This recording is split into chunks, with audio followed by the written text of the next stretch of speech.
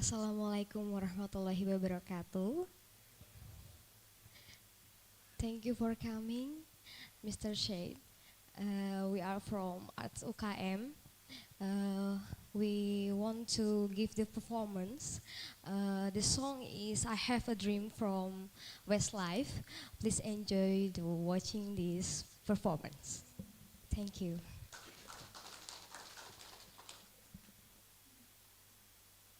I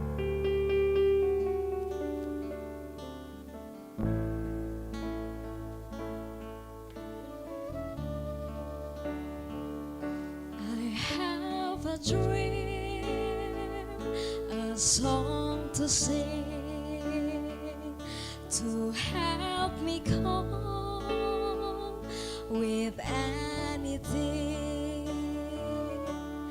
If you sit and wonder,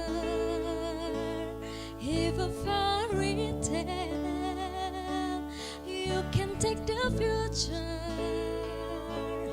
even if you fail. I believe in angels when I know the time is right for me. I believe in angels, something good in everything I see. I'll cross the stream. I have a dream.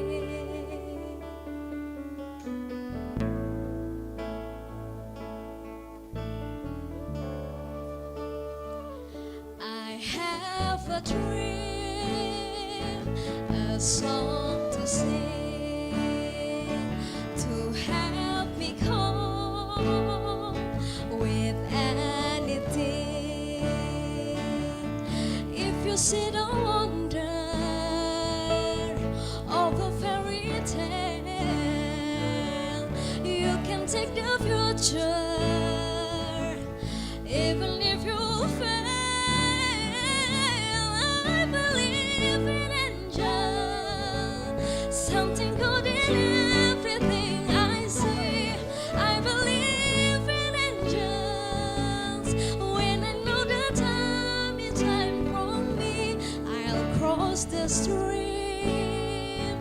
I have a dream. I have a dream, a song to sing.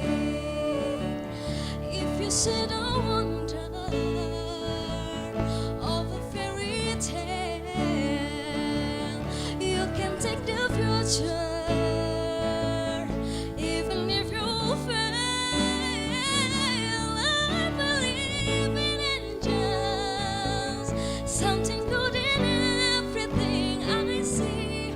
I believe in angels when I know the time is right for me. I'll cross the stream. I have a dream. I'll cross the stream. I have a dream.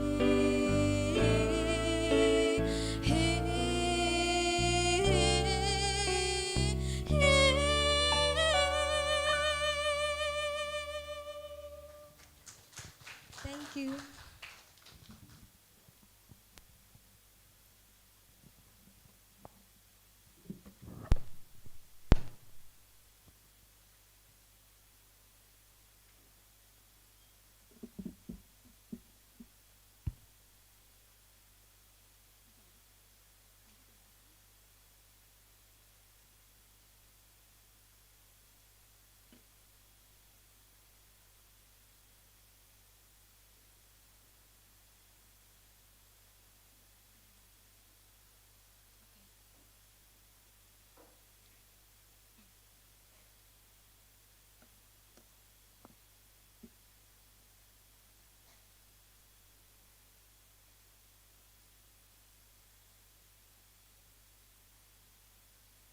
Bismillahirrahmanirrahim. Assalamualaikum warahmatullahi wabarakatuh. Good morning. A very warm greeting to each and every one of you. Alhamdulillahirabbil alamin, all praise to be Allah. who has gathered us today with a good and stable state of health today. Blessing and greetings may always be default to the Prophet Muhammad Sallallahu Alaihi Wasallam, the Honorable Rector of Universitas Aisyiyah Bandung, Madam Nias Dewati, the Honorable Vice Chancellor, Mr. Nandang Jamiat Nugraha, the Honorable Dean of Faculty, the Honorable Head of Study Program, the Honorable Secretary of Program Study, the Honorable all lecturers, and all students who attend both online and offline. We would like to welcome the Honorable Rector of Ibadat International University Pakistan, Professor Dr. Syed Amir Jilani, the Honorable Rector of Universitas Muhammadiyah, Professor Dr. Hamka, Jakarta, Indonesia, Professor Dr. Gunawan Suryo Putro, Master of Law, and the Honorable Advisor Chairman of Ibadat International University Pakistan, Mr. Haidar Ajaib. Thank you for this rare and distinguished honor for your visit and your willingness to give expert lectures and discussion today at Universitas Aisyiyah Bandung. And also to all audience and participants, it's an absolute pleasure to welcome you all here today. Ladies and gentlemen, my name is Nina Gartika, and of course it's my pleasure to be the master of ceremony in this impressive event. But before starting our agenda, let me explain the agenda schedule. Today's agenda will begin with prayer, which will be led by Mr. Yayat Hidayat, which will be followed by reciting the Holy Quran, playing national anthem of the Republic of Indonesia, followed by national anthem of the Islamic Republic of Pakistan, playing the March of Universitas Aisyiyah Bandung, the opening remarks. The next agenda is brief profile introduction of Universitas Aisyiyah Bandung, the signing of minutes of meeting, and then photo session. The next agenda is expert lecture and discussion. Okay, without further ado, let us now start the first agenda by Mr. Yayat is welcome to lead the prayer.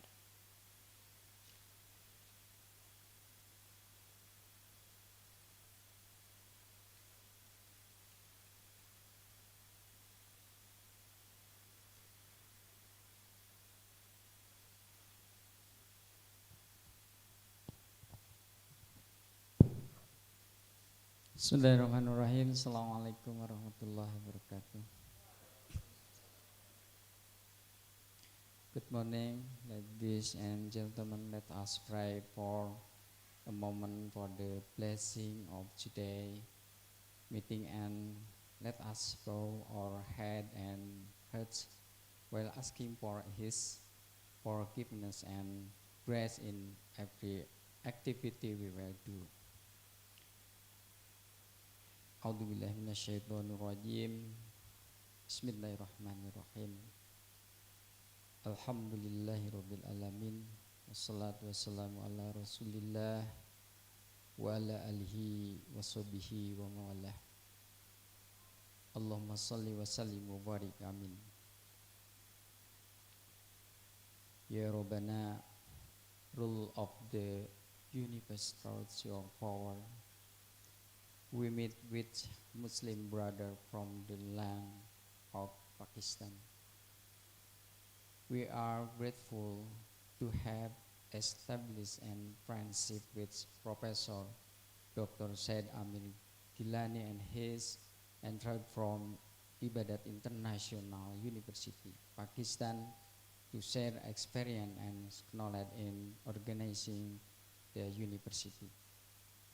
O Allah, give us always useful knowledge so that we can help our fellow believers.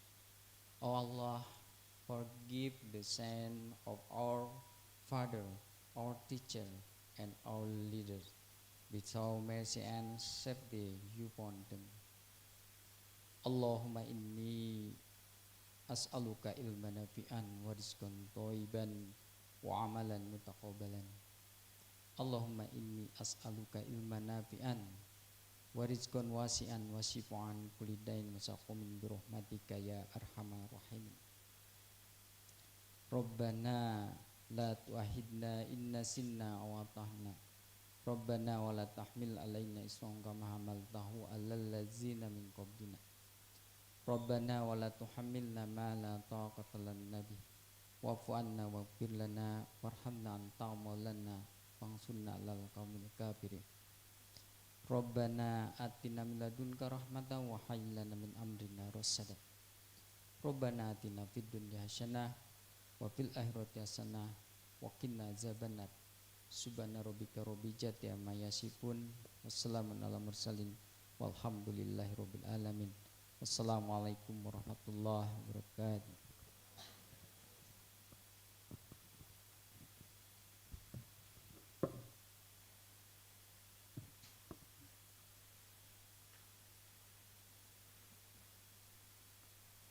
Thank you, Mr. Rayat Hidayat. The second agenda is reciting of the Holy Quran and will be recited by Aisyiyah.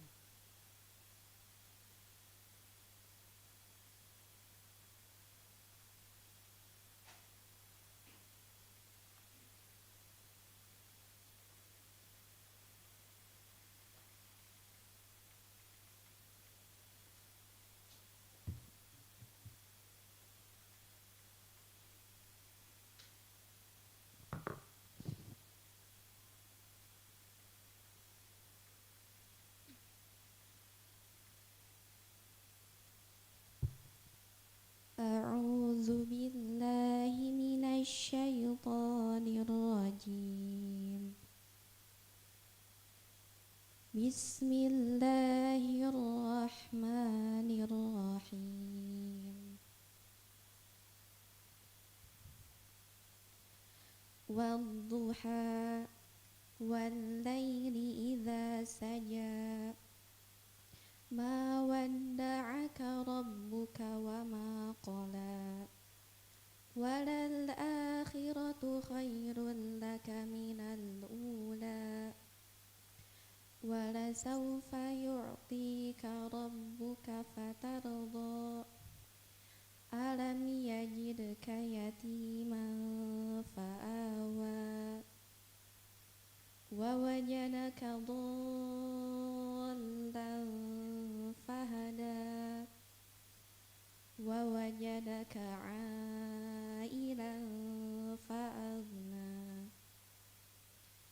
فأما اليتيم فلا تقهر وأما السائل فلا تنهر وأما بنعمة ربك فحدث صدق الله العظيم.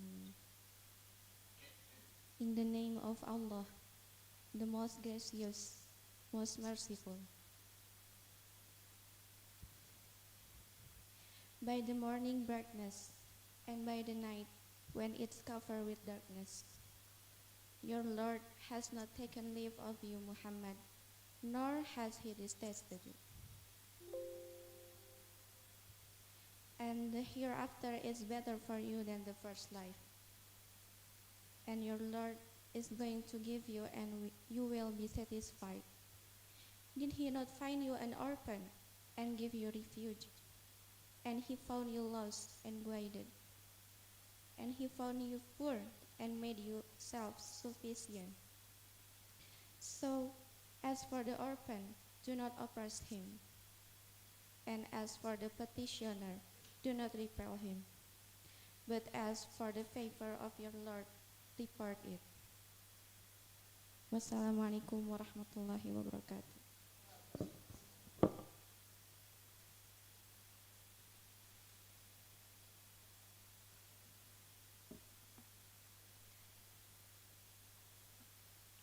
Thank you, Aisyiyah.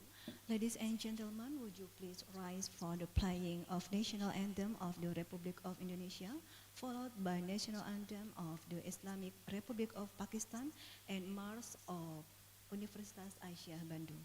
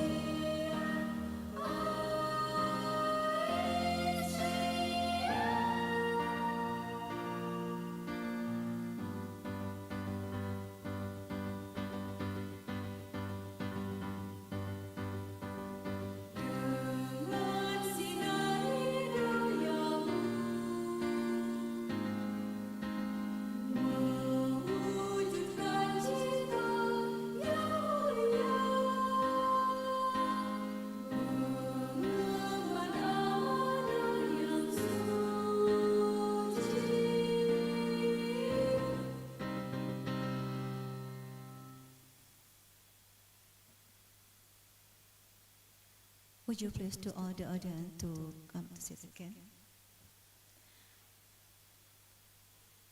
Okay. Ladies and gentlemen, let us now welcome the Rector of Universitas Aisyiyah Bandung to deliver her opening remarks. Please welcome Madam Tia Setiawati.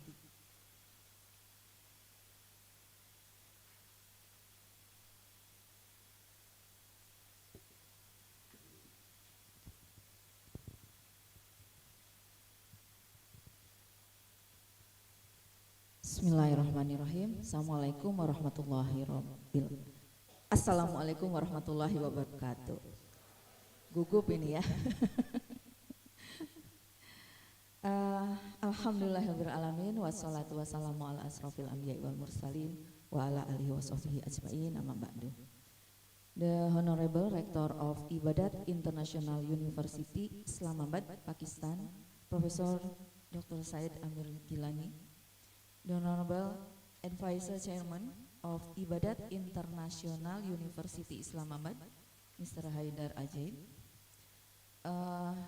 Yang saya hormati, muliakan Pak Pur dari UHAMKA, yang saya hormati seluruh jajaran pimpinan, wakil rektor, kabiro, dan seluruh mahasiswa yang dapat menghadiri seminar hari ini.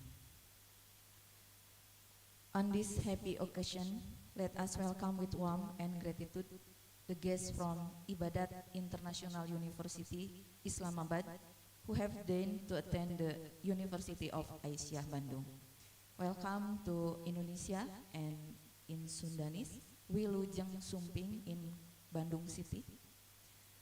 The present rector from Ibadat International University, Islamabad in our midst this morning is very meaningful because we have a valuable opportunity to gain knowledge and experience on a very important topic, namely how to publish an international journal in scopus successfully. Of course, in this era of globalization, it is important for every university to publish research results internationally. And this is also related to the vision of Aisyiyah University Bandung, which is to become an Islamic university and a leader in the field of science and technology. One platform that is highly recognized in the academic world is Scopus. As we know, Scopus itself provides access to leading quality and influential journal. However, publication in Scopus is not easy feat. It requires commitment, dedication, and a deep understanding of the processes involved. As academics and researchers, we should view publication in Scopus Index International Journal as a great achievement. It is proof that our research is globally recognized and has a significant impact on the scientific community.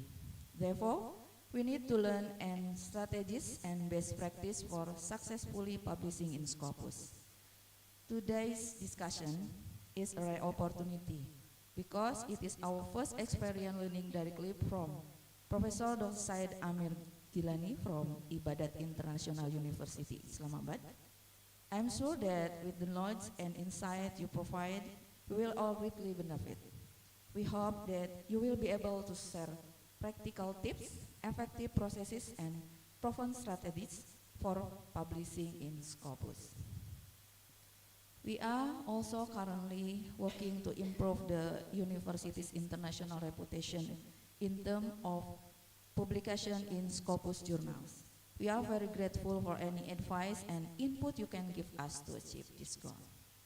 We hope that through this discussion, we can build a close relationship between University Aisyiyah Bandung and Ibadat International University Islamabad so that we can support each other in our effort to achieve research excellence. Thank you. Nasrullah wa tamarib wa basyiril mu'minin. Wassalamualaikum warahmatullahi wabarakatuh.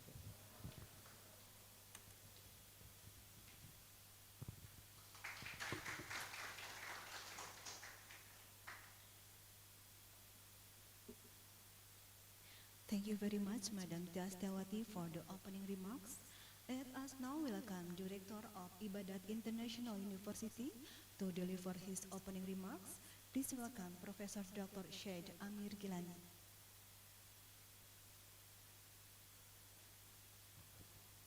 Auzubillahiminash-shaytanir-rajim. Bismillahir-rahmanir-rahim. Wassalatu wassalamu ala sayyidil mursalin. Amma ba'd. I am thankful to all the organizers, especially the rector of the university, deans, some of the faculty members, students, and especially the director of international affairs. She knows Arabic very well, so it was nice to be here. And I saw that it is a very attractive city, and although this is our first visit, so it will not be last, inshallah. So we will keep on coming. The idea to have collaboration is very important, and I was happy to know that there are many students of nursing, and this university started as a nursing school. We at Ibadat International University, which is a member of a group of Ibadat Educational Group, which has got 3 universities in Pakistan, with the University of Lahore, with the name of University of Gujarat, and Ibadat International University.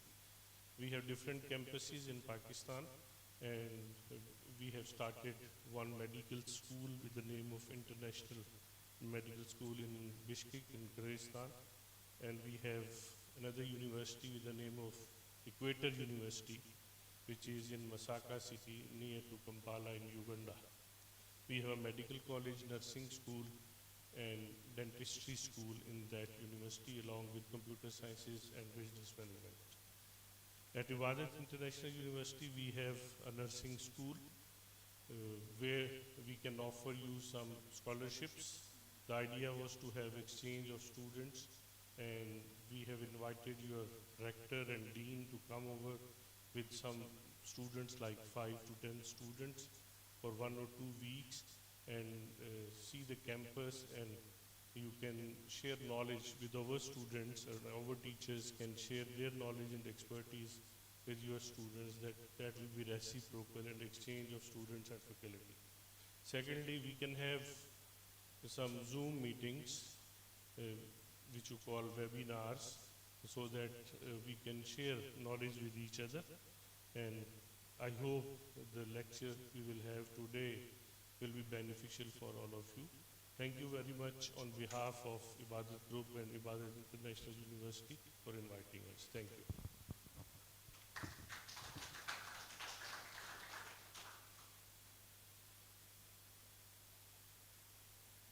Thank you very much, Professor Dr. Syed Amir Gilani, for the opening remarks.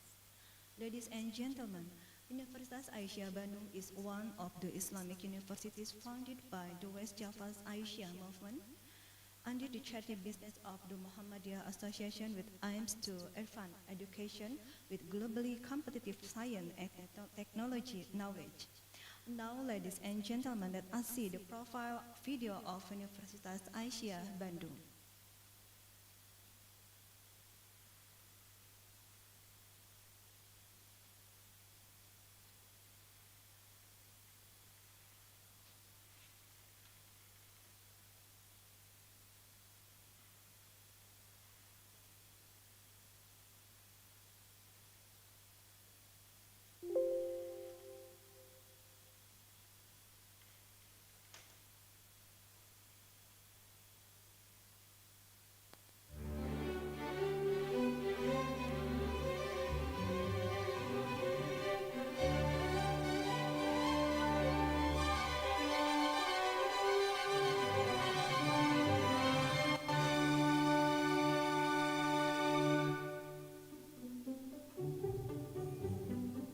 Kota Bandung merupakan salah satu kota di Tatar Pasundan dan menjadi ibu kota Provinsi Jawa Barat. Bandung sejak lama dikenal sebagai salah satu kota pendidikan yang memiliki hasanah keilmuan dan memiliki banyak perguruan tinggi.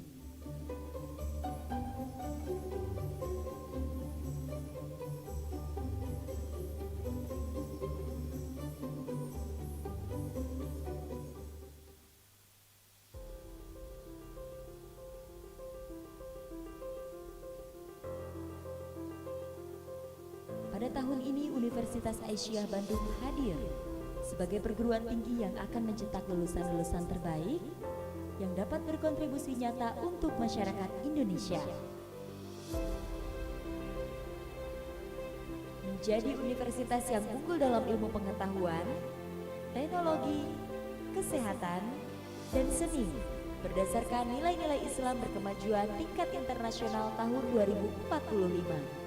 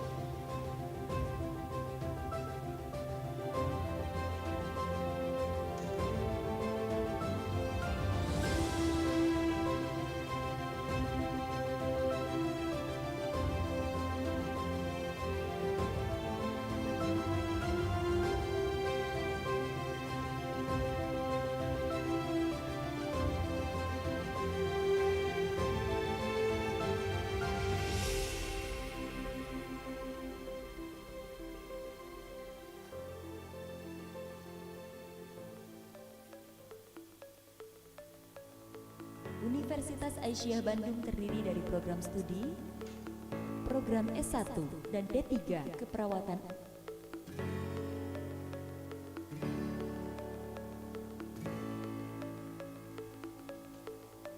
program pendidikan profesi nurse,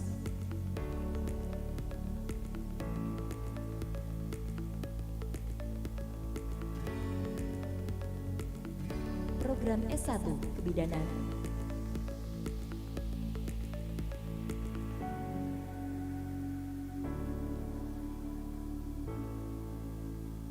program pendidikan profesi bidan,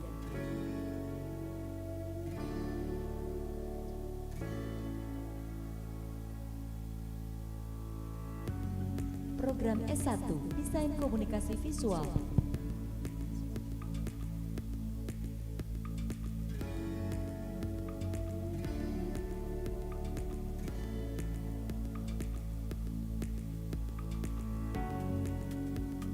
program S1 Pariwisata,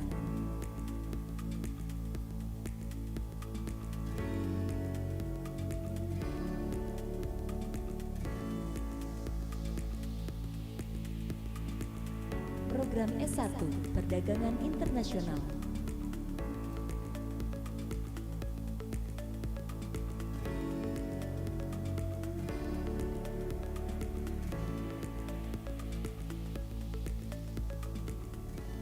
atas dukungan berbagai pihak, Universitas Aisyiyah Bandung hadir untuk terus berkembang, berinovasi, dan berjalan beriringan bersama-sama, membangun, dan berkontribusi secara nyata untuk Indonesia.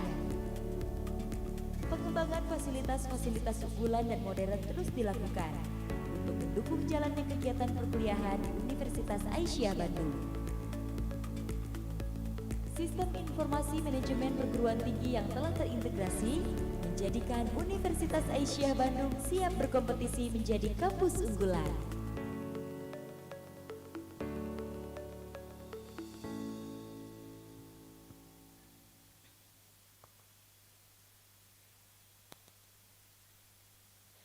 Ladies and gentlemen, it's a pleasure right now to tell you that for the next 1 and all of hours together we will have expert lectures and discussion.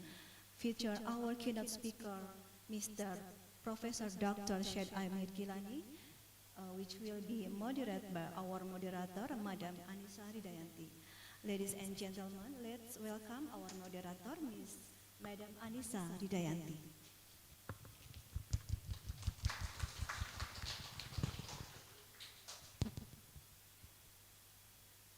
Assalamualaikum. Damang. In Sudanese, are you healthy? Damang, bro? Okay. Bismillahirrahmanirrahim. Thank you, Madam Nina Gartika, for the time for me to guide this session. Well, ladies and gentlemen, all participants here, I have you pay attention, please. Our seminar is about to begin. Please have a nice seat, and I will be grateful. And also in Zoom meeting,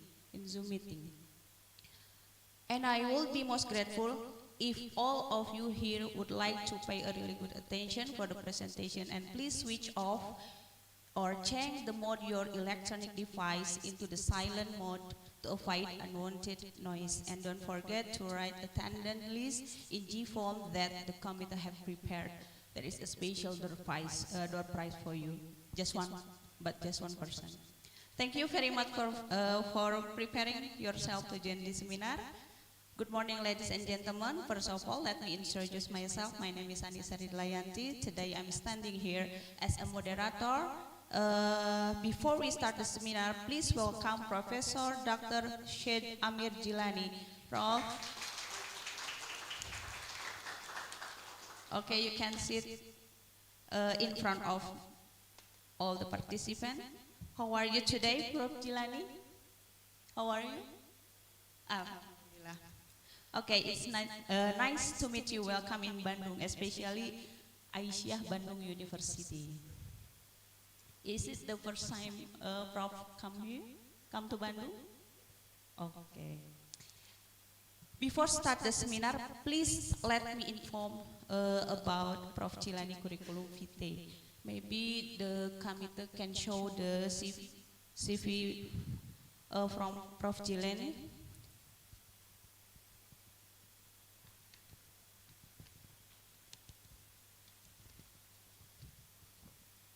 Yeah. Prof. Dr. Syed Amir Jilani has joined us as rector at Ibadat International University Islamabad.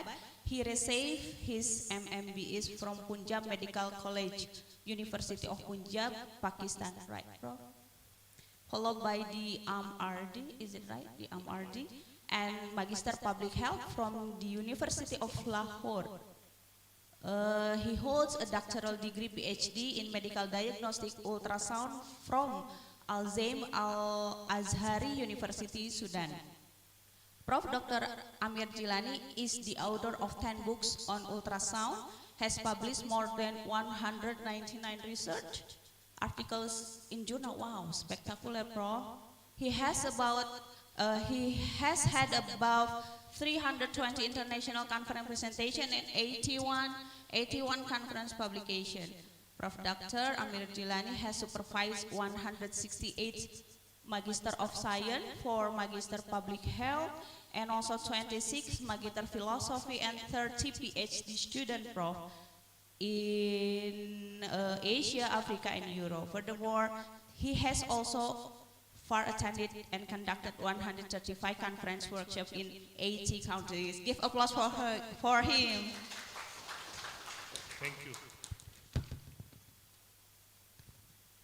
Okay, Professor, the topic in this seminar maybe Aisyiyah Bandung University need about it. How to publish an international journal in scopus successfully. Time is yours, Professor.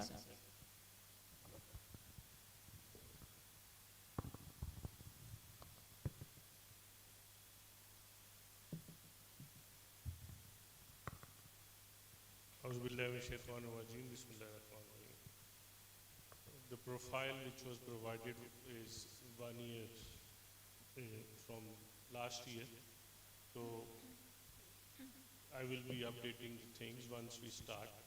Can you put on the presentation?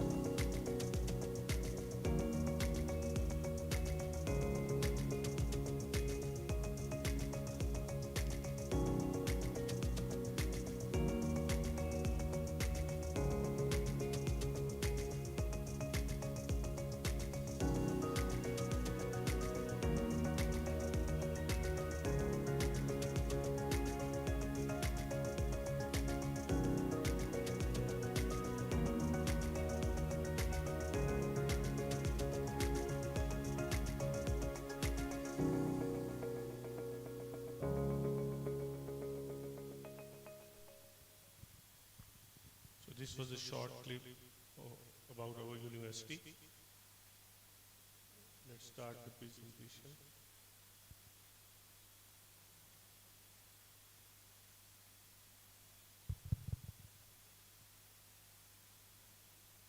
Maybe slide can show. How many of you have published before?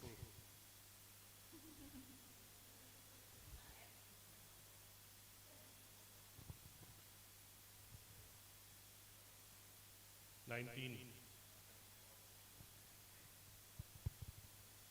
MashaAllah. Anybody else? Can you put on the presentation? Slideshow. Slideshow. Yeah. So Bismillah ar-Rahman ar-Rahim. The topic is how to publish in highly indexed international journals.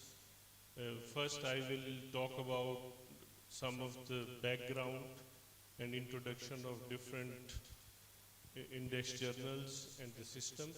Next.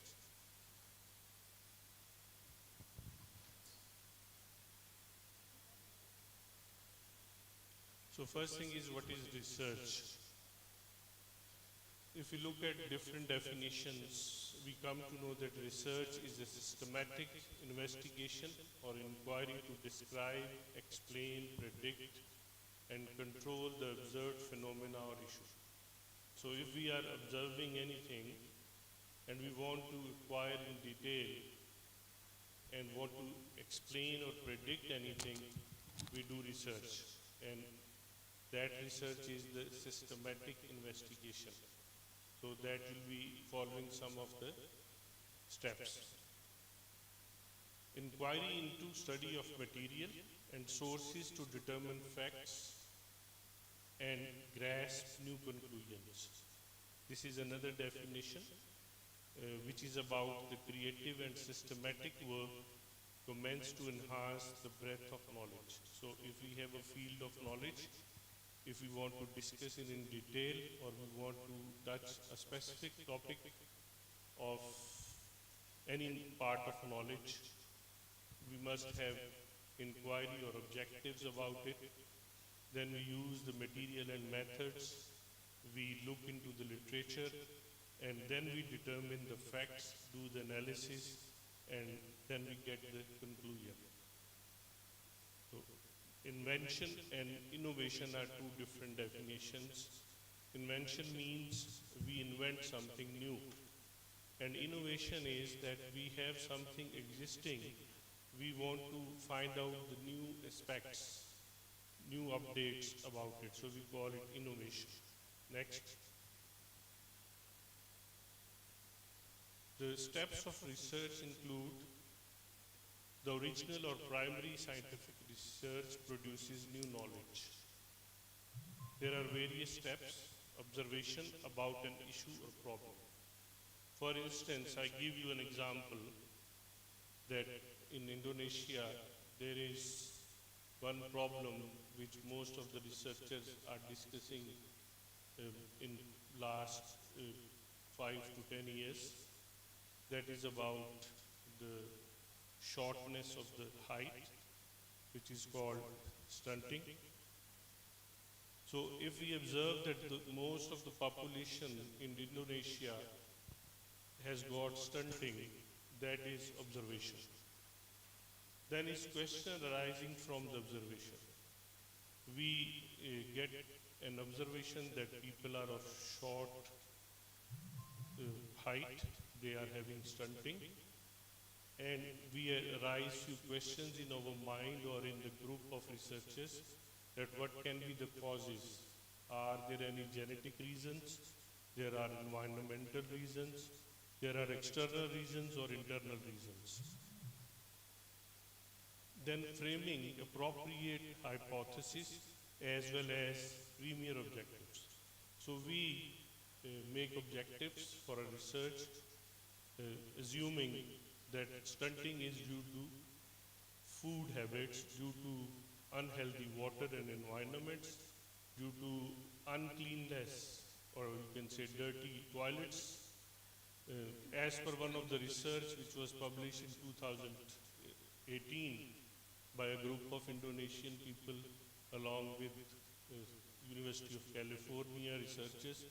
They published that there are many reasons of stunting in Indonesia, and the most common one is dirty water, unhealthy water, and unhealthy food. And they say that there are dirty toilets in most of the rural areas, which causes infections in the pregnant female, which can result as one of the factors of stunting. So we can make objectives that we will rule out either there is role of water, unhealthy water, or there are some other factors. Obviously, we know that there are some genetic reasons we will keep in mind while framing the appropriate hypothesis. So our hypothesis will be that in addition to genetic problems, we have environmental problems which are unhealthy water and so and so. Listing of different types of experiment to be carried out. Then we list the different things, the types of experiment. For instance, we will measure the height of the people in some specific areas, comparing rural with the urban areas, comparing Muslims with the non-Muslims, so the ethnic groups can be involved. We can compare the regional people, like from one province or one district to the other district, so we can have different groups. Obviously, the listing of different groups, their sample size depends upon the prevalence of the disease. Then comes recording data accurately. We need to record it, no fictitious things to be added. We have to add the genuine data so that we can get the genuine results. This is one of the main steps which is important to publish in good journals, that you get proper genuine data. Analysis of data using multiple statistical tools and softwares, then presenting data accurately, not precisely. Accuracy is more important than the data to be precise. Drawing inferences and conclusions. These are the steps which all the researchers they follow during their research studies. Next please.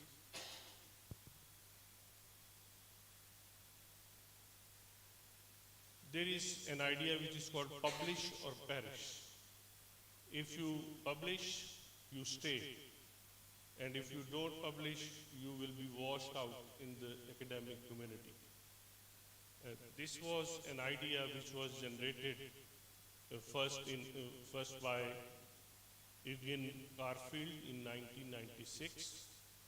He says that the publications are of different types. It can be in the journals, it can be in the form of books, dissertations, theses, handbooks, magazines, proceedings of a conference, monographs, research reports, newspapers. And we can have peer-reviewed journals in which review is done by the peers, the experts of that field. Next. We also have software nowadays with the name of publish or perish. So that is very nice software which is nowadays used. The list of journals with impact factor, which we call Web of Science, over 21,400 journals. About 9,000 relate to social sciences. Highest impact factor is 286. It's of Cancer Journal of Clinicians. The Lancet has got different groups, and the maximum impact factor for Lancet is 202. New England Journal of Medicine has got 176. Can we go to next? Next slide. Next, please. You are going back. Go to next. That's why we cannot publish. The previous slide, please. Go back. Yes, list can be assessed using the following link. If you note down, if you take a picture of this link, you can trace everything. The ranking of university mainly depends on journal publications and their citations. This is very important. You need to learn that if you are trying to find out a journal, it will be very important to know about the journal, its presence in the community of publications, and what are the citations. Let's describe this thing. Next.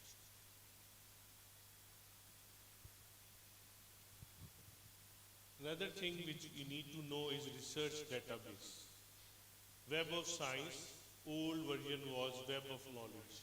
So first it was introduced by Eugen Karlfield, who died in 2017. He was a professor in Thomas Jefferson University, and I met him in 2007 in Philadelphia.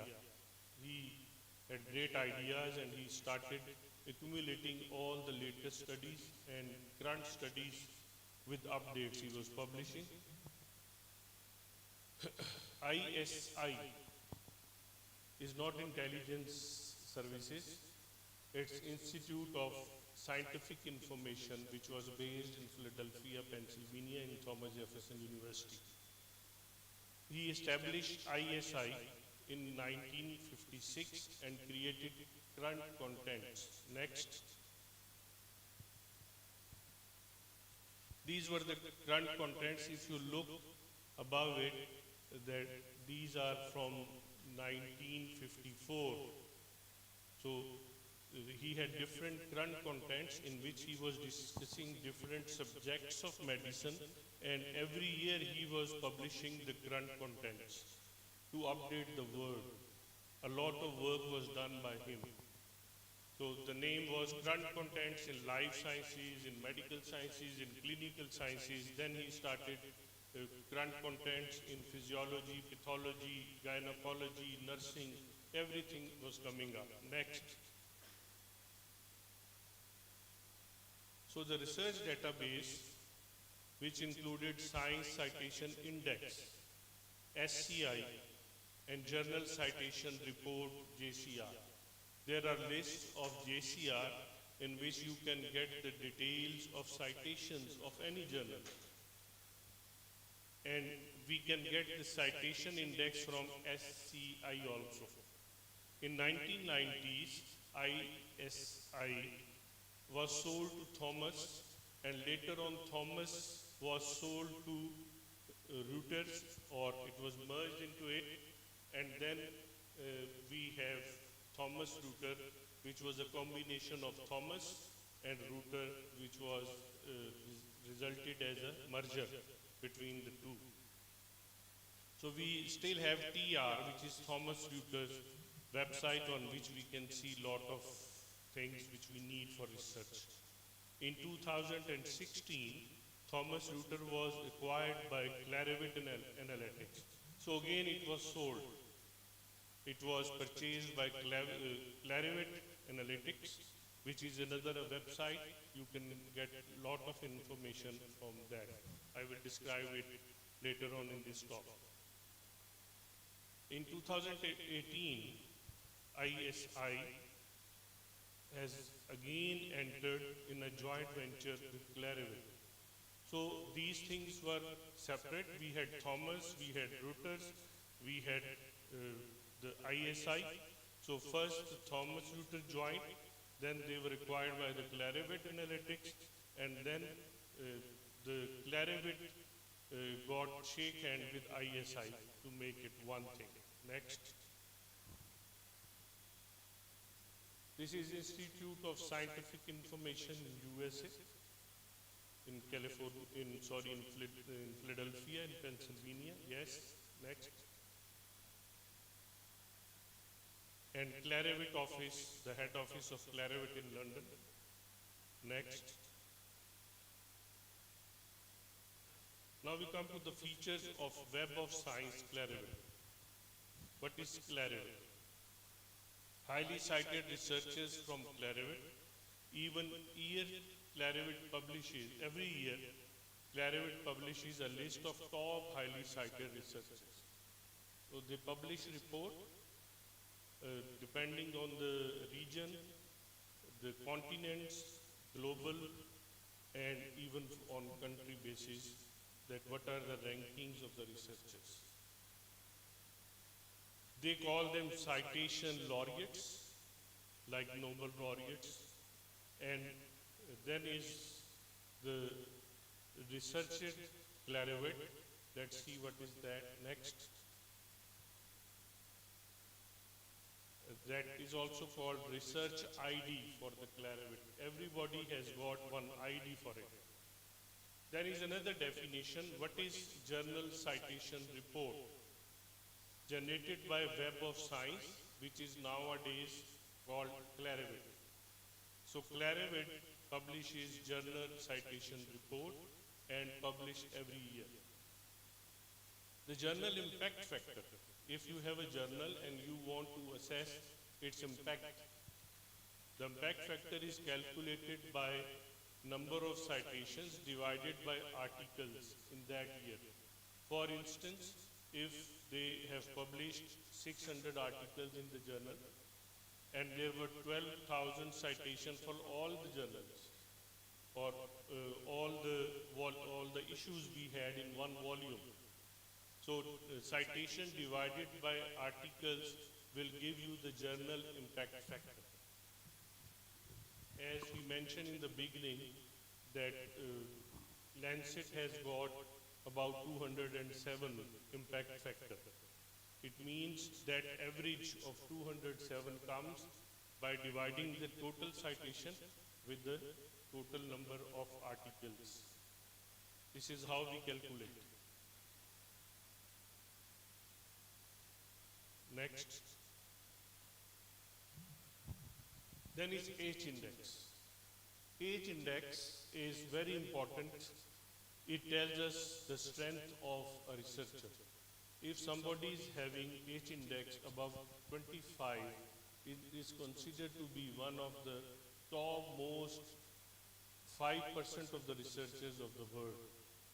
Anybody having H index above 25 will be considered as one of the researchers which are coming within top 5% of the world. It was developed by Hirsch in 2005. It is based on a list of publications ranked in descending order by the times cited. So how many times it is cited?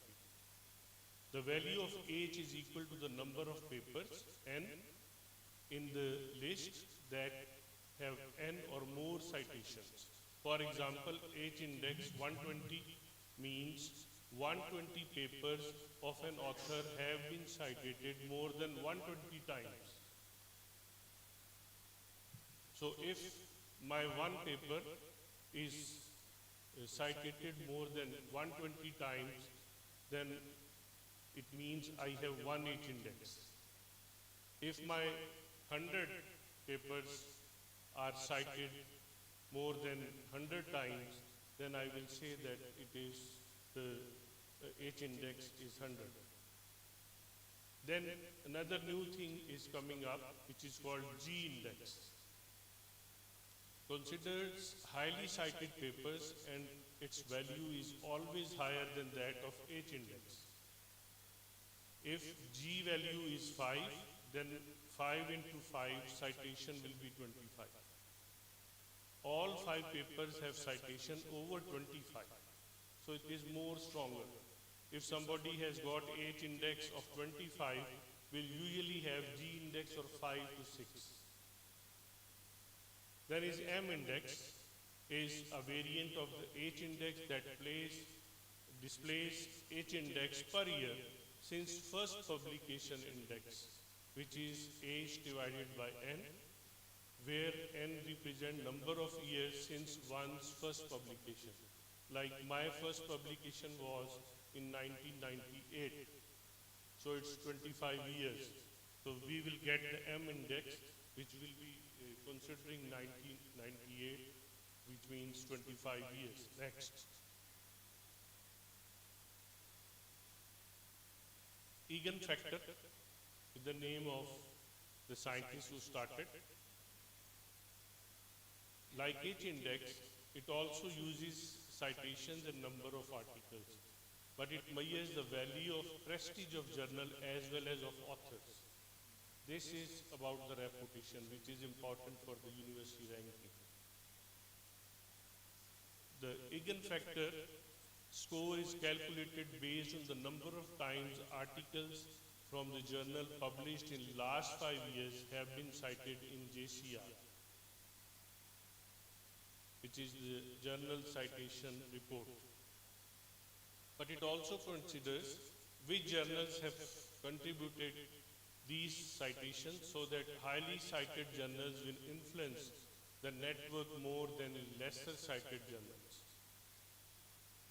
We use the term of quartile journal ranking, which has got 4 standards. Q1 means top 25% of journals in the rating. Q2 means from 25 to 50%. Q3 means top 50 to 75. And Q4 means top 75 to 100%. It means if my journal is good and it is in first 20, the top 25%, I will say that this journal is Q1, which is very difficult because a lot of competition is going on in the world. Then is Article Influence Score, AIS. It calculates the average influence of a journal's article over the first 5 years after publication. For instance, I published a journal in 2018. I published an article in a journal in 2018, so they will look into 2018, 19, 20, 21, 23. So how many citations were there for it? That is, to calculate AIS, the Egan factor score is multiplied by 0.01 and divided by the number of articles in the journal. This is how we calculate. Next. We need to know all these things before I go to the steps, how you publish. Scopus is a dinosaur about which people say that it can kill a lot of researchers. It is a database of Elsevier publisher, which is based in Amsterdam, established in 2004. It covers over 34,000 peer-reviewed journals. Peer review means that the experts of the field, they review it. The good journals like Lancet, they get peer review from 7 people, or 7 experts of the world, whereas most of the journals, they get 2 peer review feedbacks. Then is cite score, number of citations of 4 years divided by number of publications for the same year. This is cite score. Let's go to next. SJR is the SCI Mago Journal Rank, a measure of the scientific influence of journals that accounts for both the number of citations received by a journal and the importance or prestige of the journal where the citation comes from. Another definition is SNIP, Source Normalized Impact Paper, a factor released by 2012 by Elsevier based on Scopus database to estimate citations impact by weighing citation based on the total number of citations in a subject field. Next.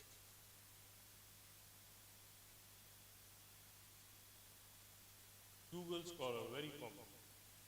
Very easy, less filters, is suitable for searching literature from different databases. The largest database, which is by Google, but having lesser filters. It can be conveniently used to widely display your papers and citations they receive. Google Scholar profile of authors comes by Google Scholar citation and My Library. Next.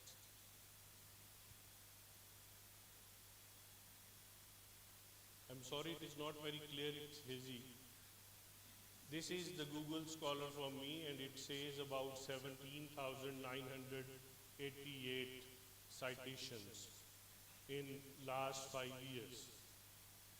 So it includes lot of things, and you can see the bar of 22 is the highest. So before joining as a rector, it was the highest, and then it's 22. I was again not the rector, and let's see after becoming rector how the graph goes. Yesterday night was the last date for reviewing and submitting my 2 papers for Lancet. So in your city I have sent 2 papers to the Lancet yesterday at midnight. So these are the papers, and it comes like this. You can make your account. Next. Then is ResearchGate, a social networking of sharing papers with scientists established in 2008 in Berlin. Very nice platform. If you are not member, I will advise you to be member of it, because all the Nobel laureates of the world, of all subjects, are members of this ResearchGate. So you get introduced. If you publish good paper, you get a team. Sometimes they invite you to work with you. The main question by most of the friends here was that Scopus is charging a lot. Believe me, I have 500 plus publications. I will show you now. I have never paid a single penny for any publication. This need to have awareness about it. Next. This is ResearchGate. Now there are filters. That 17,000 citations, you can see here it is 11,470. So it is better than Google Scholar.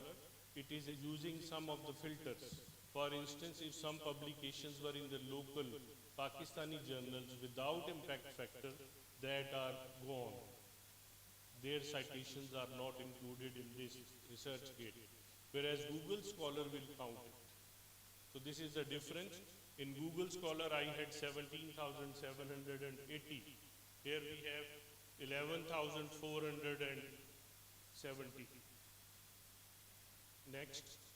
And here you can see, can you go back? Look at the number of articles published is 590 something. I cannot see from here clearly. So the articles are 500 and I think 90 something. So ResearchGate will give you a platform in which you will collaborate. I have many friends from different countries. We work together for articles. So we publish together. That is the idea of sharing research with your institutes, with Muhammadiyah universities, so that we flourish together. We grow together. Next. What is ORCID? And what are its advantages?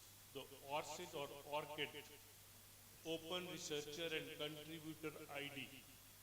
The ORCID means Open Researcher and Contributor ID. It is a 16-digit number and regulated by ORCID, established in 2012.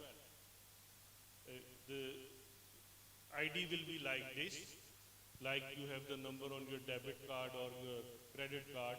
So this is your credit card ID of the researcher. Researcher can easily create, edit, and maintain an ORCID identifier and record. The problem is that Google Scholar and ResearchGate, they hunt the database and they get your things. If they get any research with your name, they ask you, are you Sayyid Amir Gilani? And is it your research? If I click yes, it will be added. Whereas Google will not ask you. Anybody with the name of Sayyid Amir Gilani will be added in that. I have to remove it manually. ORCID number is very important, and the IDs issued to date, I saw it yesterday, is 14.7 million people who are on this ORCID. How many of you have this researcher ID in the hall? How many of you have this? So today you go home, pray your Maghrib, and then create this one. This is very important. Next. This is the website of ORCID. See, there is my 16-digit credit card number, which is the ID number of the researchers. That tells us the details. You can see the things below it, and there are different things like the registration number, reviews, how many things you have reviewed, and all these things. Next. Actually, I took these pictures from my mobile, so things are hazy. Similarly, another scientist having research ID, and my researches which were shown by ORCID are 196 out of 590. It means they have filtered almost 400 papers, saying that the best of Q1 level out of 590 are 196. This guy has got 45 publications. His H index is 13. It means he is average. He is of level 3. As I told you, the level 1 of the researcher in the world will be above 25, and extraordinary will be above 30. There are people having, like we have one scientist in UK, originally he was from Pakistan. He has got 192 H index. It means his 192 papers were cited 192 times, minimum 192 times. So this guy has got 13 H index, and his activities are also mentioned. Next, this is from Publons. You can also make Publon. Then comes the Claravit. Here is my account in Claravit, and you can see 128. So we started from 596 in Google and also in ResearchGate. The ORCID ID, which is telling us the Q1 to Q4, Q1, 2, 3, 4, it was 196. Now I come to Claravit, it is 128 remaining. So they are having more filters. They filter the journals and the studies you have published. Next.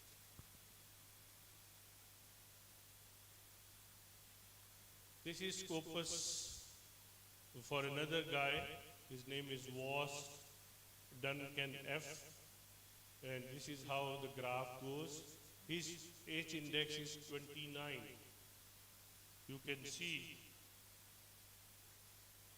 here, the H index is 29. It means he is one of the 5 top most of the world because his H index is above 25. Next.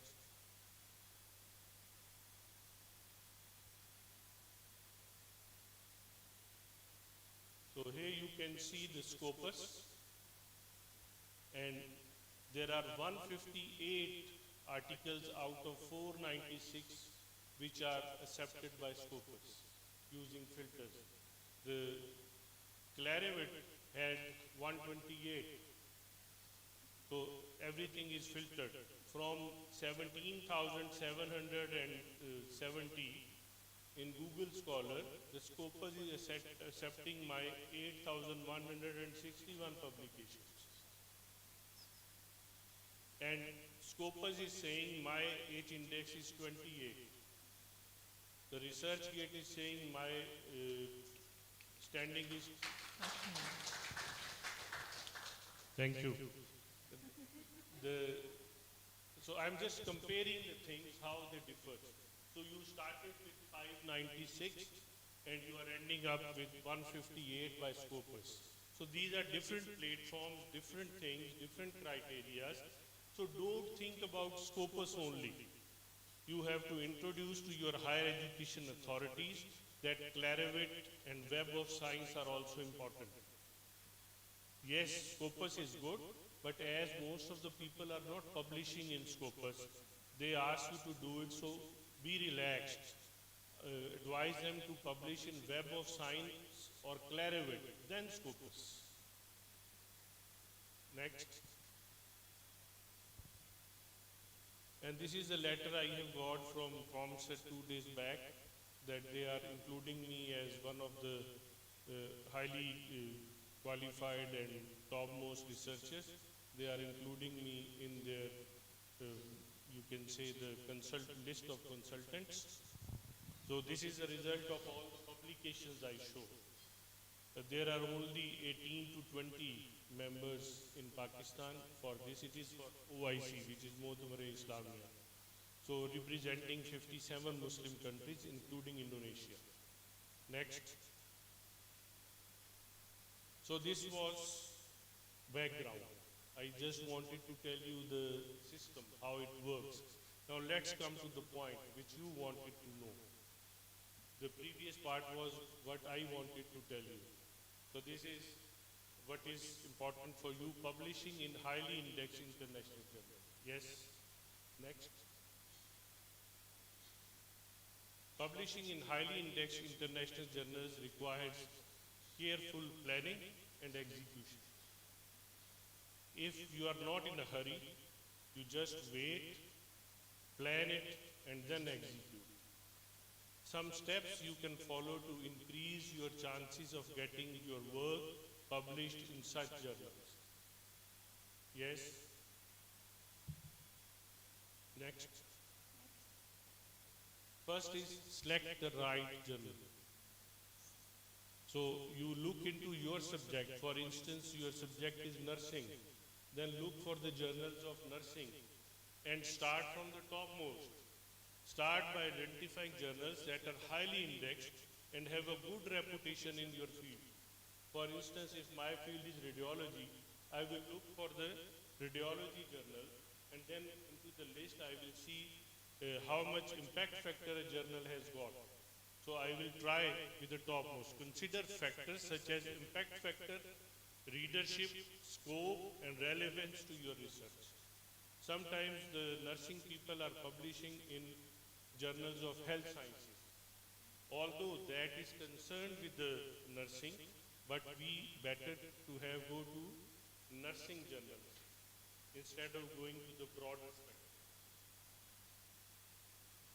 Read recent articles published in these journals to understand the type of work they typically publish. Like I had to give the example of stunting. Yesterday night at 11 o'clock, I read the two articles which were published by the Indonesian people to know how the things are working here. So read recent articles published in these journals to understand the type of work they typically publish.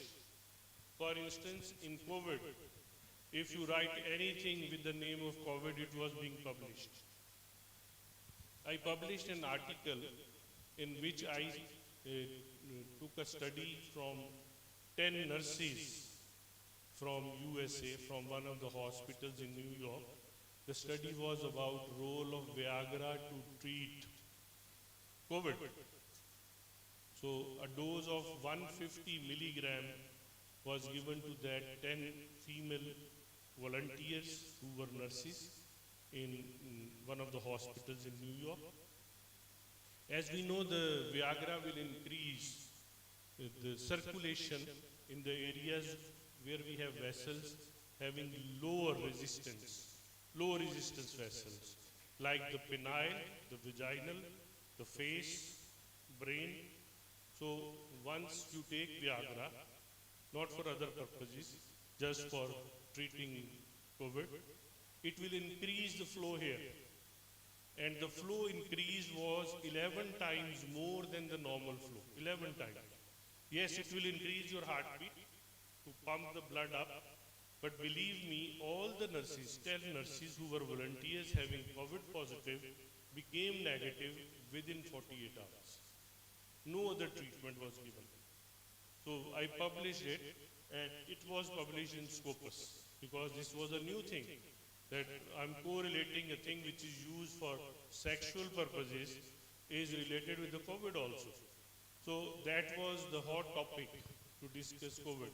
But now, if in 2023, when we know a lot about COVID, a lot of research is done, if I want to publish anything about COVID, there will be just 10-15% chances that it will be published. Whereas in 2020, I published 73 papers which were regarding COVID. So wherever I was sending, they were published. So you have to see the recent article published in these journals so that you can make topics similar to that, to see their trends. If you don't look at that, you cannot publish in that journal. Next. So first was select the relevant, perfect journal. Second is understand the journal guidelines. What happens, we make an article and we send to them. And after 2 months, the reply comes that you are not following the journal guidelines because you did not read it and it is rejected. They needed specific type of references. You can have Vencure or other types of references. So all the journals, they have their own criteria, guidelines. So first read that. The first thing was to shortlist the journals of your field. Look at the trends they have got. The journal publish some specific articles. You have to hunt for that. Then second is understand the guidelines. How to make the paragraph, how to give the statistical analysis. Do you want to make tables or graphs? Which type of graphs and tables they want, and how you have to reference it. Next. And I give you tip for the point number 2 again, that if you give reference of articles published in that specific journal, there will be 15 to 20% more chances for acceptance. Because your article, once published, will increase 1 citation for them. Because you are giving the citation of their journal. Like for British medical journals, they usually advise us that we read their journals and give citation of their relevant things. So that is very important. Develop a strong research contribution. So if you are doing research, don't think that I will publish and my number of publication will increase. Do research for research. Research means searching again. So the data is there, the things are there, the facts are there, the events are taking place. We have to research them. We have to find them again. So your research should make a significant and original contribution to the field. For instance, if you find that unhealthy water is one of the reasons of stunting in Indonesia, you give recommendation that there must be healthy water. The government must provide healthy water filtration plants for the areas where we have unhealthy, so that with next generation, within next 30-40 years, the height of the people will start increasing. That is one of the factors. Ensure that your study addresses a research gap. For instance, somebody has not worked on dirty toilets, and you did do a study and you prove that your analysis and your study is good, it means it will be filling the gap of research in that field. I'm just giving you example. So ensure that your study addresses a research gap, provides new insights, or offer novel methodologies. As I gave you example, Viagra in COVID is very important, and keep in mind that for females. We have not tried on males, because if male is taking this drug, they have to avoid sex for 3 days. Otherwise, they will have negative impact, because after having sexual intercourse, the blood pressure will go down. And when the pressure goes down for next 24 to 48 hours, he will have low blood pressure and there will be lesser blood supply to this area and it can go to the lungs. So that's why we did not try with the male. So that was new innovative thing. It was innovation in the study, so that's why it was accepted. This will increase the chances of acceptance in high quality journal. If you fill the gap, if you put something which is important, which was not touched by the people who previously did research on that topic. Next. Prepare a well-written manuscript. You know the English is very important. Your grammars, your spellings are important. Pay close attention to the structure, clarity and language of your manuscript. Nowadays there are some softwares in which you can correct the English and grammar also. Present your research findings in a logical manner supported by appropriate evidence and analysis. So whatever you have done, prepare analysis and then in discussion mention the previous studies, literature review, your analysis and then compare them with the previous studies which were published. If you don't do that, it means you are not a researcher. You have not researched it. Use clear and concise language and proofread your manuscript thoroughly to eliminate any errors or inconsistencies. So better is to give to another researcher. If you prepare it, the manuscript is written by you, give it to your colleague, a co-author, to read it, to find the mistakes. Because sometimes when you have written, you don't read it carefully. You miss the mistake. So another guy can do it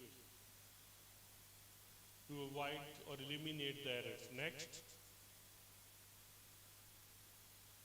Engage in rigorous peer review. What happens? We prepare, our colleague proofread and we submit. We are not going to do that if we want it to be published in good journal. We can send to the experts of our field before publishing it. A friend of mine who is good radiologist and a good researcher, I can send my paper to him to review, to give feedback, knowing that he is already reviewing for some other journals. So seek feedback from experts in your field before submitting your manuscript. Here we are afraid that he will publish with his name. So we don't share, we hide. And that's why we miss the standards. Present your work at conferences or workshops and solicit constructive criticism from colleagues. Criticism is a blessing. If you don't get that, you will never grow.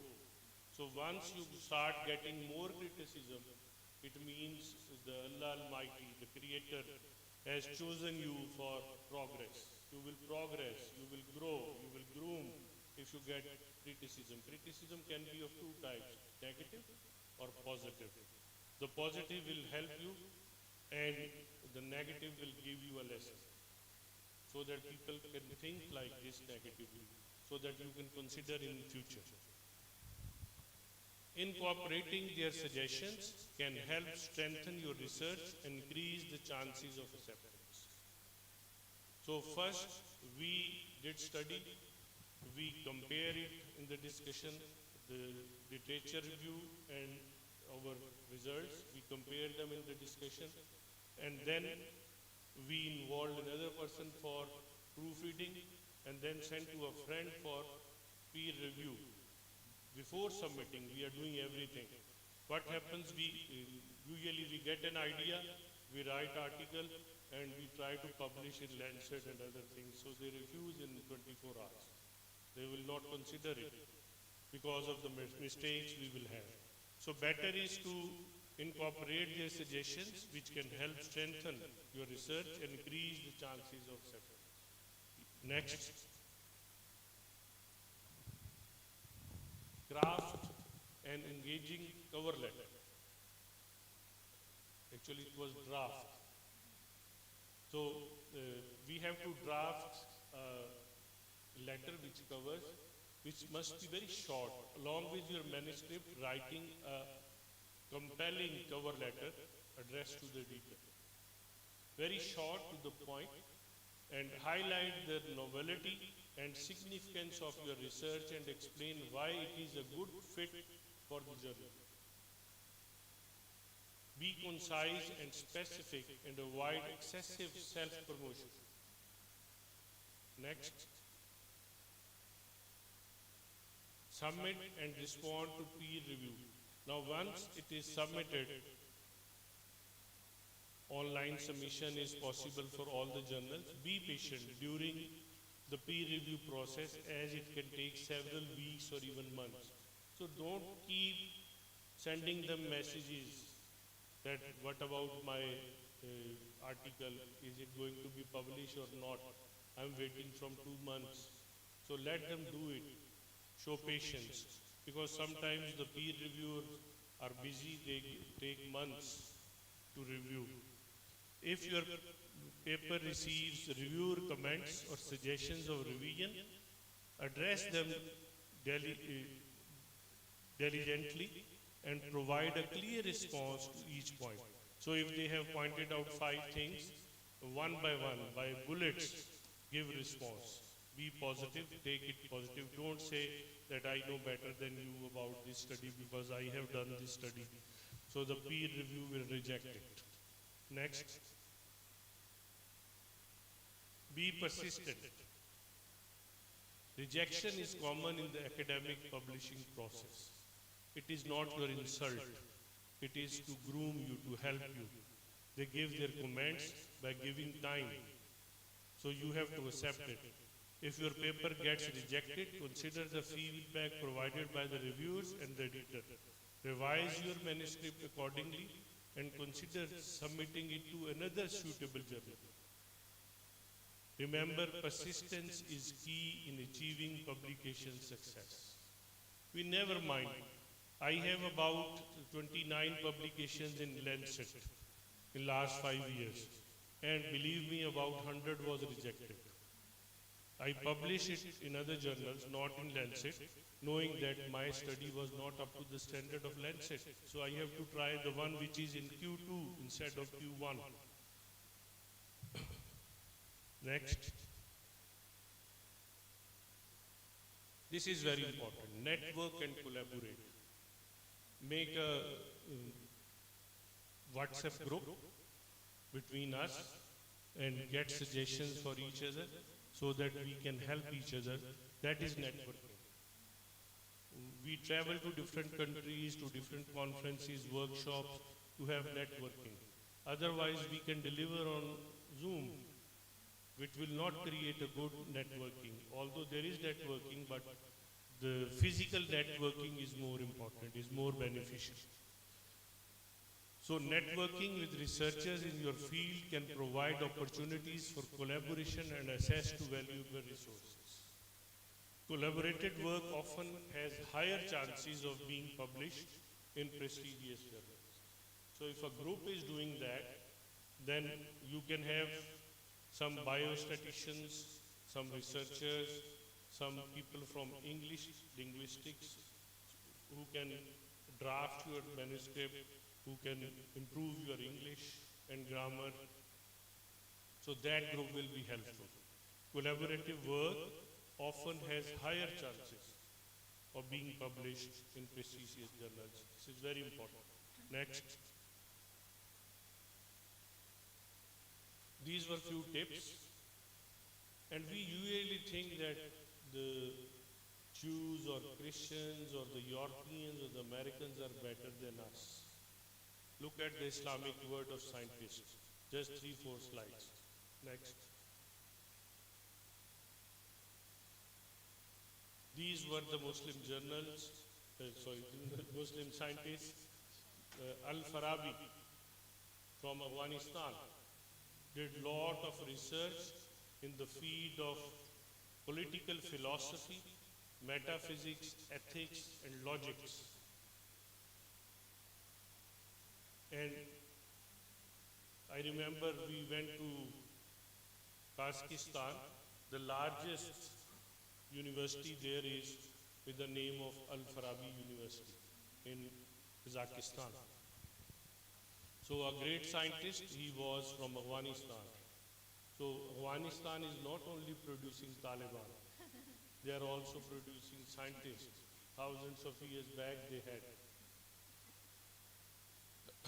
Al-Biruni was from Iran, a well-versed in physics, mathematics, astronomy, and natural sciences. Avicenna from Iran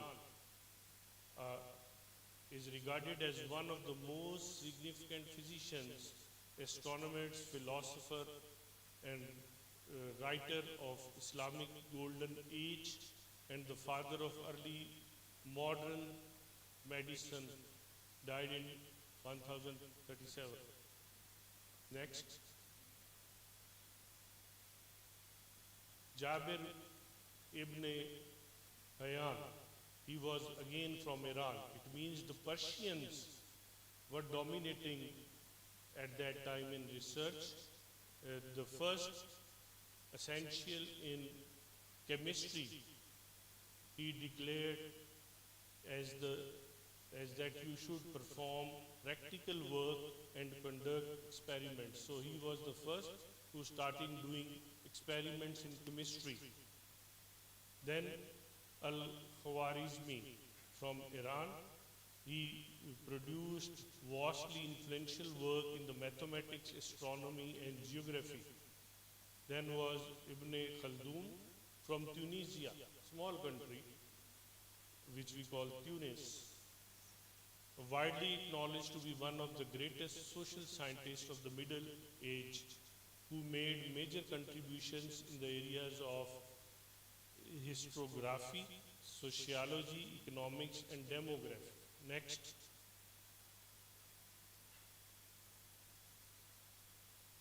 Umar Khayyam was from Iran, and he was a Persian polymath known for his contribution to mathematics, astronomy, philosophy, and Persian. And the last one is Abu Bakr al-Razi, again from Iran, who lived during the Islamic Golden Age. He is widely regarded as one of the most important figures in the history of medicine, ophthalmologist, dealing with the diseases of eye, and wrote a logic, astronomy, and grammar. Next. Then is another important thing related to research. Although nowadays lot of politics and interference from some of the powerful countries is there, but Nobel Prize was established in 1896 by Alfred Nobel, a Swedish chemist, industrialist, and businessman. He had 355 patents, but the promising one is dynamic and nobelium element. The prize money is worth about 1.1 million US dollars. Next.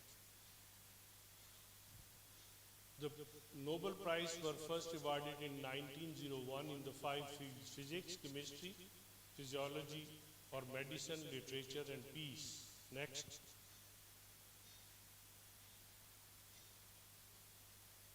These are few of the Nobel laureates.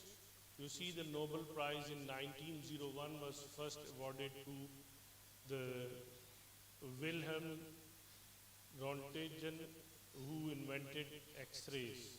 So a radiologist of my field was the first guy who got Nobel Prize in Science, and Wants Hof for his discovery related to stereochemistry. Next.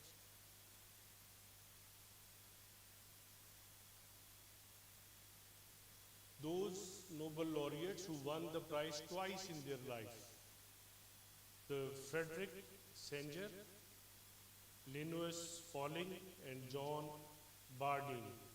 They got twice. Next. Marie Curie won first award in 1903 in physics jointly with her husband Pierre Curie and their teacher Besquerel, and then in 1911 in chemistry.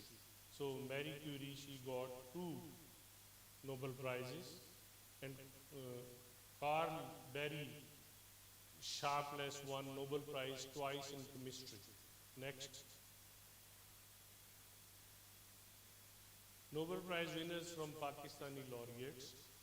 Dr. Abdul Salam got Nobel Prize in 1979 in physics for his contribution to the theory of unified weak and electromagnetic interaction between elementary particles.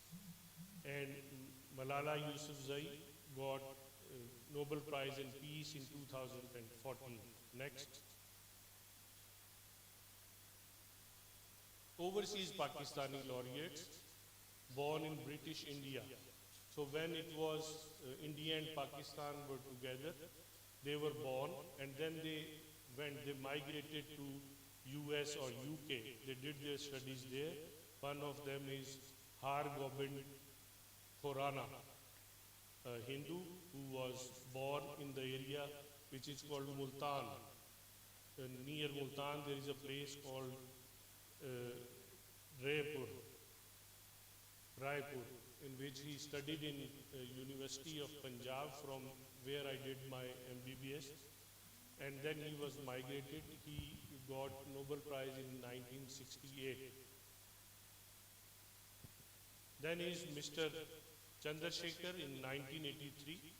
He also got, he moved from Lahore, my city Lahore, to Madras in early age, and he worked in US. He is US national, and he got Nobel Prize in physics. Next. So I hope this is the last slide. Remember that publishing in highly indexed international journals is a competitive process, and acceptance is never guaranteed. It is essential to maintain high research standards, continuously improve your writing skills, and stay updated with the latest trends and requirements in your field. Next. I use these sentences as last slide of my all lectures. Give the word the best you have, and the best will come back to you. Thank you very much. Okay, thank you so much, Professor.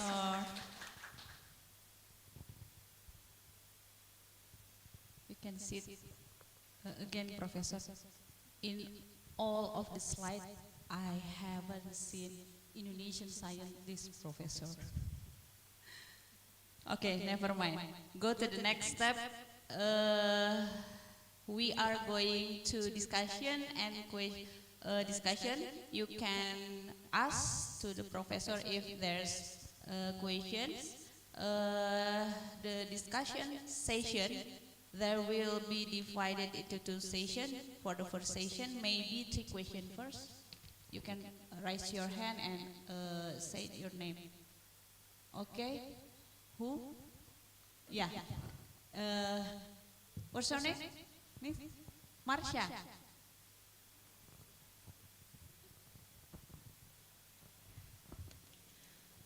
Before that, Assalamualaikum warahmatullahi wabarakatuh. Waalaikumsalam warahmatullahi wabarakatuh. Introduce myself. My name is Marsha Rani Revalina from International Trade major. Prof, I will ask for you. Before we submit, we must be patient during the peer review process. Right? And then, what are the things we should pay attention to in that process? Yeah, for peer review, first thing is that you read your manuscript yourself, do the proofreading through a co-author or a friend who is good in English and assessing the manuscript, and then review it again, look at the stats and coordination between objectives, literature review, and results. The comparison of these 3 things is called discussion. So correlate them. Either you are covering in your discussion, either you are covering the objectives or a hypothesis of your study and correlating it with the previous studies, and then getting something out of analysis, comparing with the objectives and literature review.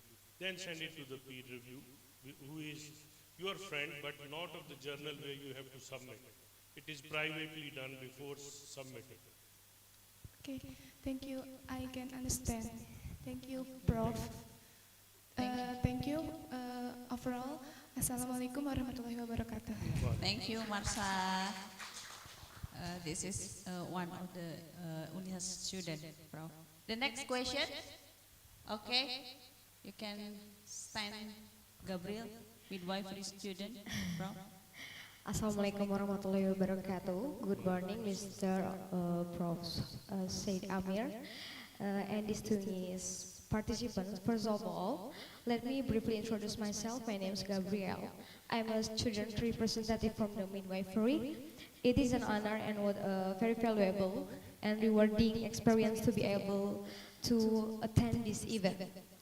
And now, well, I would like to ask, is it necessary for researchers to publish in scopus in each journal to enhance their academic reputation? I think enough. Okay.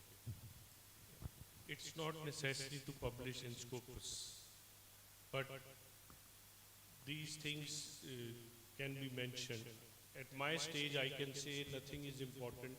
The important thing is to have a good publication, to have a good research which is good for the mankind, so that you have chance to get the Nobel Prize if politically supported. This is important. But at your stage, you must not think about scopus. You see, in 2015, I had about 6,000 students in my faculty. And I announced in the gala dinner, from tomorrow we will start having publications. And I advised that it is mandatory for all undergraduate, postgraduate students to publish anywhere, even by paying to the journals which have no worth, not recognized by higher education, to bring them on the targeted area, that they start having culture of publishing. In first year, from 2015 December to 2016 December, in 12 months, we had about 600 papers from my faculty. And you will be astonished, just 5 were scopus, which were by chance. Because the students, they knew that it is mandatory. We will not promote them unless they have one publication. So everybody started having publication, paying here, there, and anywhere. Then in 2017, I said, okay, we will recognize only the Higher Education Commission of Pakistan journals and the journals of our university. No other journal we will not recognize. So the publication came to 300 instead of 600. But scopus journals were 25, scopus articles were 25 instead of 5. It increased because then we started coming to the standards. Yes. How many articles? Yeah, 25 out of 300. Whereas the 5 in first year, the 5 were out of 600. It means about 595 articles we published were to train our students to do research. We did not get any credit for that. We said we published 600, but 595 were useless. They developed the culture, and then next year we had Higher Education Commission and our own journal. In 2018, I advised them that we must have impact factor journals, either local or outside.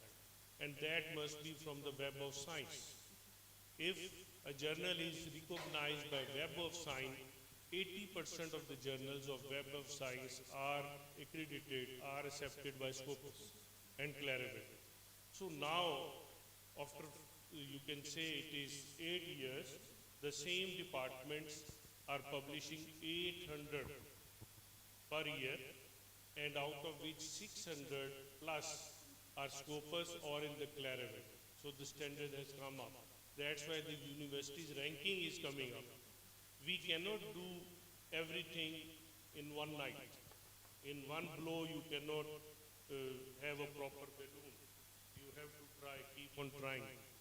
So what happened that it took about 8 years to do all these things. But the planning was first to bring them on board. I have a PhD student now today at 9 o'clock, which is 11 o'clock here. What is the time now? 10:30. So after 30 minutes, he is appearing for his PhD defense. And you will be astonished. He has 200 plus papers. He was PhD scholar doing research and about 45 scopus, about 18 clarivet. Once he is, once he will get the defense clear today, inshallah, then he can say that I have a PhD with 50 plus scopus papers. How many are essential by higher education to get your PhD degree is one paper in W category. He published more than 100. So higher education will recognize him, put in the Pakistan country directory within 2-3 days because looking at the profile that he is the proper researcher. And then they allow them to supervise more. Otherwise, if somebody is fresh with fresh PhD, they are allowed to supervise 1 in the first year, 2 in the second year, and from third year 5. But with this much profile, they will allow him for the first year to take 5 students for PhD. So this can help us. I will advise you people that you start publishing. Forget about scopus first. First, have your targets clear. First, have experience of publishing. Then go to the Clarivate, Web of Science, and Scopus. If you say I have to publish only in Scopus, then the things will not happen. You cannot go to Mount Everest without having experience of climbing the rocks. Rocks are smaller. Yeah. Okay. I can catch the point. Persistent, Prof. Yeah, persistent. Okay. And positive thinking maybe, ya, Prof. Jadi, so in Indonesia maybe tekad, tekad is tekad.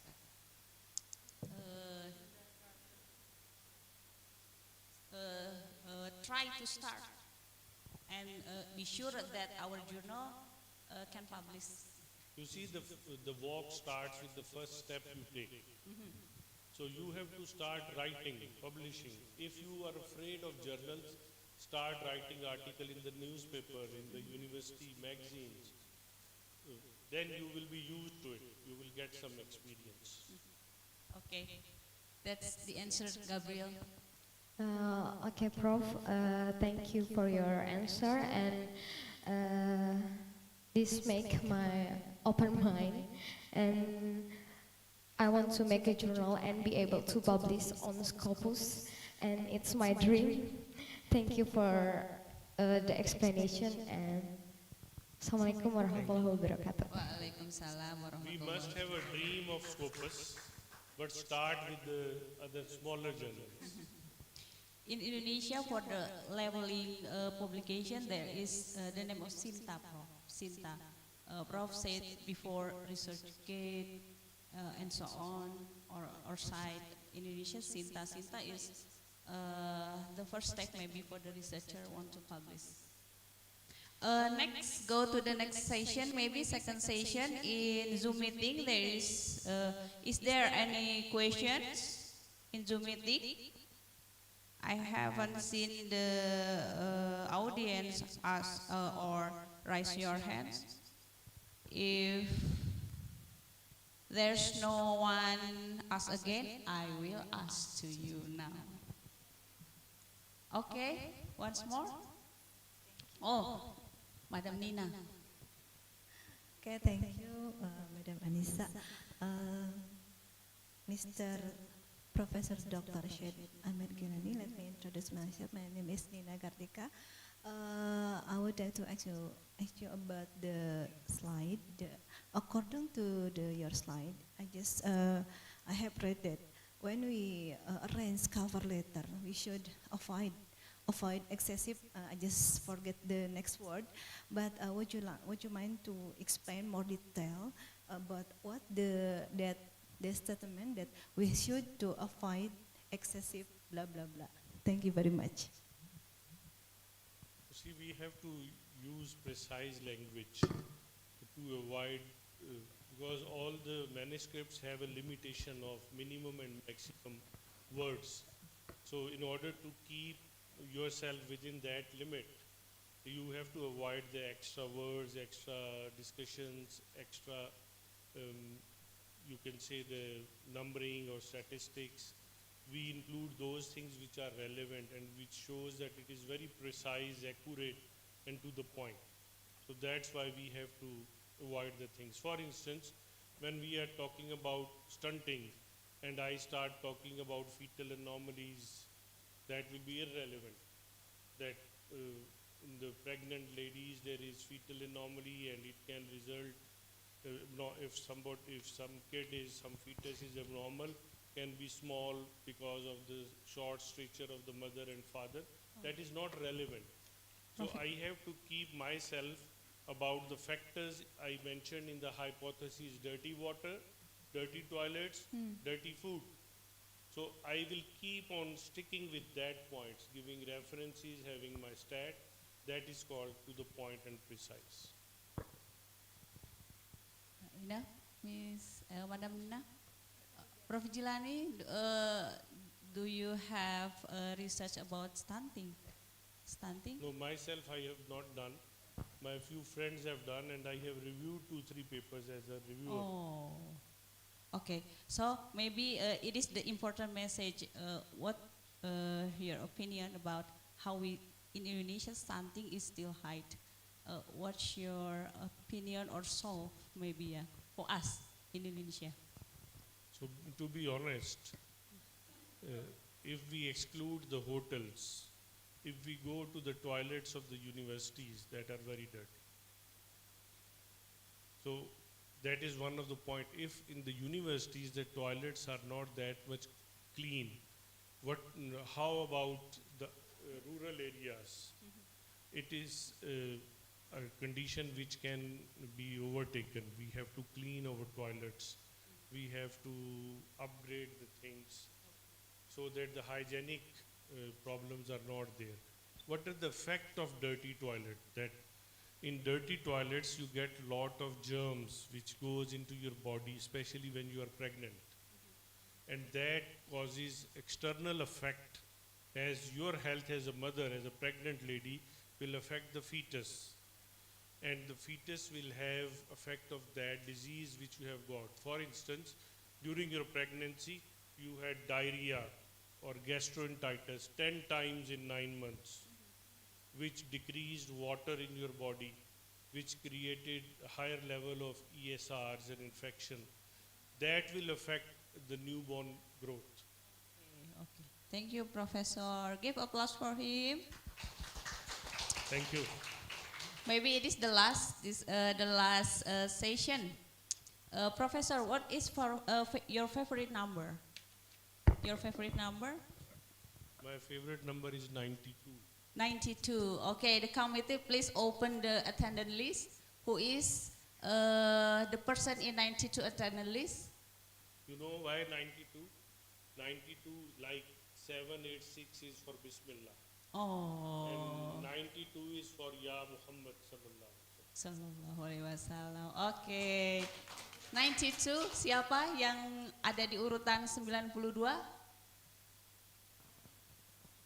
Who is? Siapa yang nomor kursinya And 92? Pakistani code is also 92.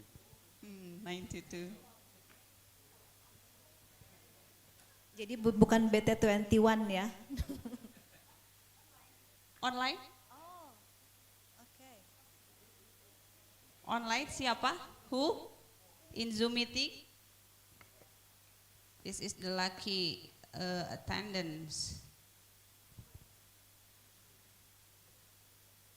So what they are going to get a car? Siapa namanya? Yang mengisi G-form. G-form, English G-form. not list on the Zoom.